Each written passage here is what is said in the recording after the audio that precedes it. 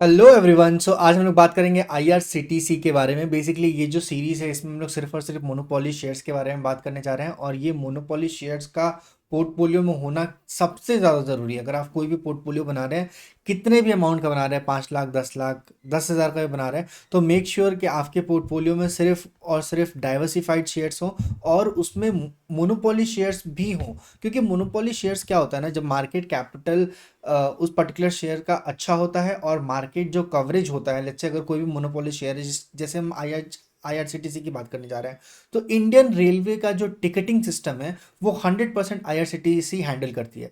और अब तक ये बिजनेस जो है वो टिकट काउंटर वाइज या ऑनलाइन भी होता रहा है और टिकट से टिकट बुकिंग होती है, उसके बाद ये ट्रैवल किया जाता है, तो कंप्लीट प्रोसेस है। और इसका ये 100% शेयर्स जो है, 100% ये बिजनेस आईआरसीटीसी के पास है। तो अगर इस टाइप के शेयर्स जब आपके पोर्टफोलियो में रहेंगे तो बिजनेस लॉन्ग टर्म में एक अच्छा रिटर्न देगा ही देगा। क्योंकि 100% जितने भी यूजर्स आएंगे टिकट बुक करने के लिए, उनका उन्हें आईआरसीटीसी पे ही लैंड करना है और आईआरसीटीसी से ही रेलवे का टिकट होगा। तो ये मोनोपोली कहलाता है और ऐसे शेयर्स का पोर्टफोलियो में होना बहुत ज़्यादा ज़रूरी है।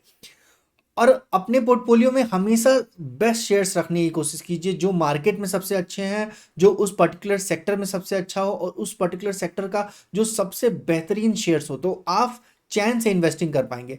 इन्वेस्टिंग करना, लॉन्ग टर्म सस्टेन करना मार्केट में ज़रूरी है, पर आपका जो शेयर पिक करने का तरीका है वो सबसे बेहतरीन रहना चाहिए। और बेहतरीन तरीके से आप जब शेयर पिक करके अपने पोर्टफोलियो में रखेंगे तो ही आपको एक अच्छा रिटर्न मिलेगा लॉन्ग टर्म में।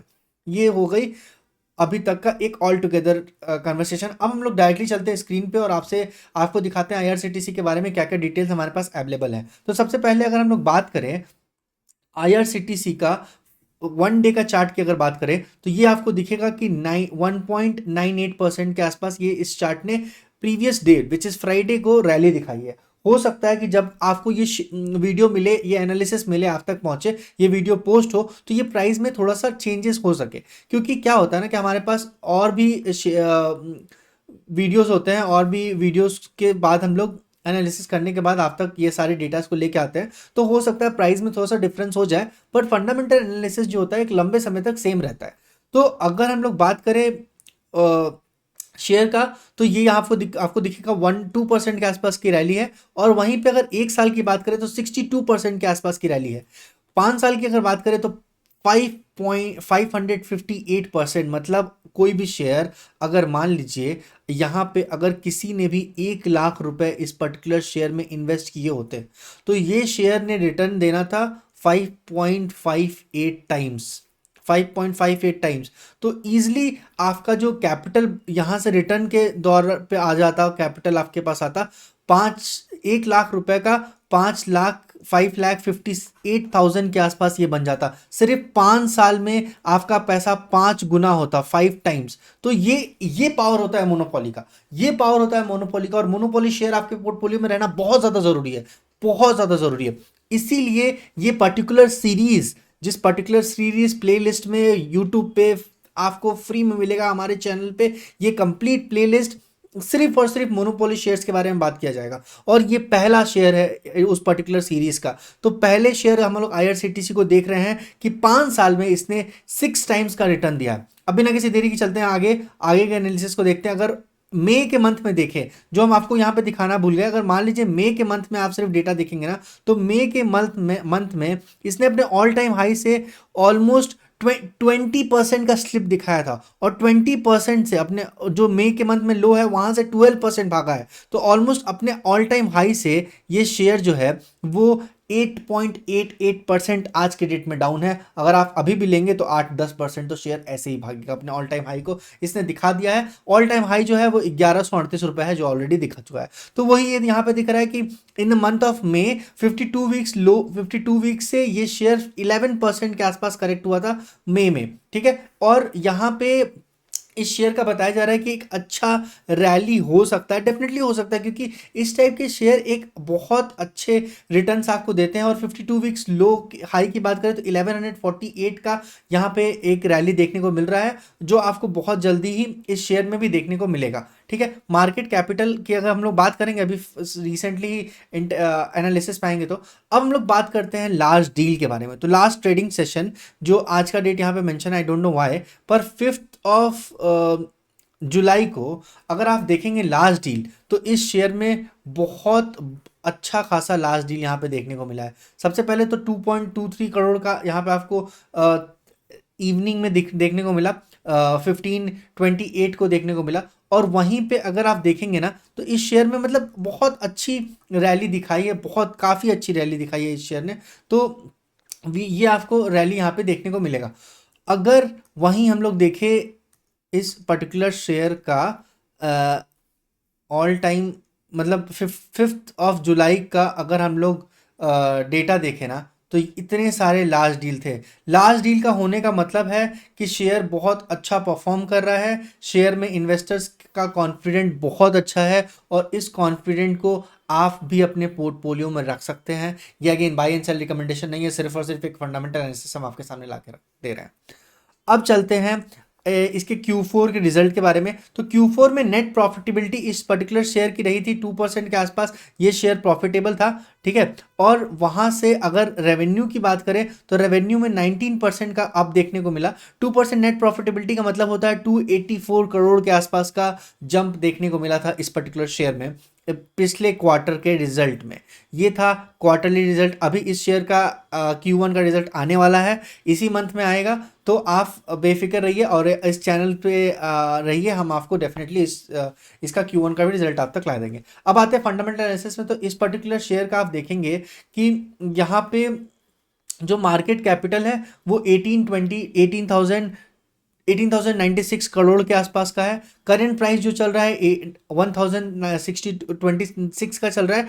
52 वीक्स हाई, 52 वीक्स लो था 1148 रुपीज़ का। वहाँ से ये ऑलमोस्ट 10% ये शेयर अभी अपने ऑल टाइम हाई से डाउन है। अगर पी रेशियो की बात करें तो 72 का पी रेशियो है। बुक वैल्यू की बात करें तो 40 का बुक वैल्यू है। डिविडेंड यील्ड की बात करें तो 0.54 डिविडेंड यील्ड है। पिछले क्वार्टर में इस पर्टिकुलर शेयर ने 100% डिविडेंड यील्ड अनाउंस भी किया था और 100% डिविडेंड पे भी किया था, 120% डिविडेंड भी पे किया था पिछले क्वार्टर में। तो डेफिनेटली इसका डिविडेंड यील्ड बहुत अच्छा है। इसमें एक बार स्प्लिट आया था 2021 में, जहां से ये शेयर 1:5 के स्प्लिट में डिवाइड हुआ था, और अभी इस शेयर में कोई भी स्प्लिट और कोई भी बोनस देखने को नहीं मिला है उस समय के बाद से, 2021 के बाद से। और अगर इस शेयर का ROE देखेंगे, रिटर्न ऑन इक्विटी, तो 40% है। ROCE देखेंगे तो 58% है। अभी हम लोग 5 ईयर्स के CAGR को भी इस पर्टिकुलर शेयर में देखेंगे। चलिए सबसे पहले वही देख लेते हैं। तो अगर आप देखेंगे इस पर्टिकुलर शेयर के 5 ईयर्स CAGR को, तो ये आपको दिखेगा बहुत स्ट्रेट फॉरवर्ड।